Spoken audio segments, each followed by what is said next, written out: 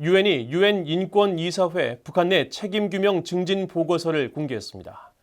2년마다 제출되는 이 보고서는 북한에서 국제범죄에 해당할 수 있는 심각한 인권 침해가 지속되고 있다는 정보를 계속 수집하고 있으며 이에 대한 책임규명 노력의 하나로 북한의 가해자에게 책임을 물을 수 있는 보편적 관할권 원칙을 적용하는 방안을 제시했습니다.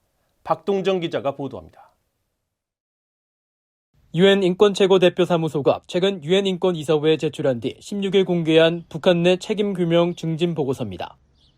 유엔 인권이사회 결의에 따라 2019년부터 2년마다 제출되는 보고서로 이번이 세 번째 보고서입니다. 보고서는 유엔 인권최고대표사무소가 코로나 팬데믹으로 인한 북한의 국경 봉쇄 등 여러 어려움에도 불구하고 북한에서 심각한 인권 침해와 국제범죄에 해당하는 행위가 지속되고 있다고 지적했던 유엔 북한인권조사위원회의 조사 결과와 일치하는 정보를 계속 수집하고 있다고 밝혔습니다.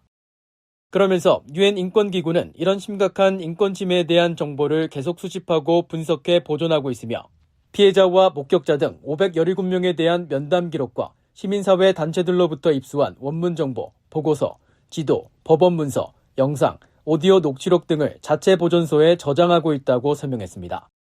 보고서는 그러나 형사상의 책임 규명 가능성은 여전히 낮다면서 이 문제 해결을 위한 창의적인 전략이 필요하다고 강조했습니다. 그러면서 형사상의 책임 규명과 관련해 한국의 잠재적 피해자가 많다면서 범죄가 자국에서 발생하지 않았더라도 사안이 중대할 경우 다른 나라에서도 법적 조치를 할 수 있는 보편적 관할권 원칙을 한국에서 적용하는 방안을 제시했습니다. 한국은 북한에서 자행된 국제범죄에 대한 조사와 기소를 잠재적으로 허용할 수 있는 포괄적인 법적 체계를 갖추고 있어 유리하다는 겁니다. 유엔 인권최고대표사무소는 또 다음 단계로 보편적 관할권을 성공적으로 실현한 국가 등 회원국 간 교류를 촉진해 형사기소를 시작하고 모든 법적 제약을 해결할 가능성에 대한 정보 모범 사례를 공유할 것이라고 밝혔습니다. 이어 책임규명 증진 방안의 하나로 미국, 영국, 유럽연합이 부과한 대북 인권 제재를 제한하고 다만 주민들에게 직접적 피해가 가지 않는 균형적 접근이 필요하다고 밝혔습니다.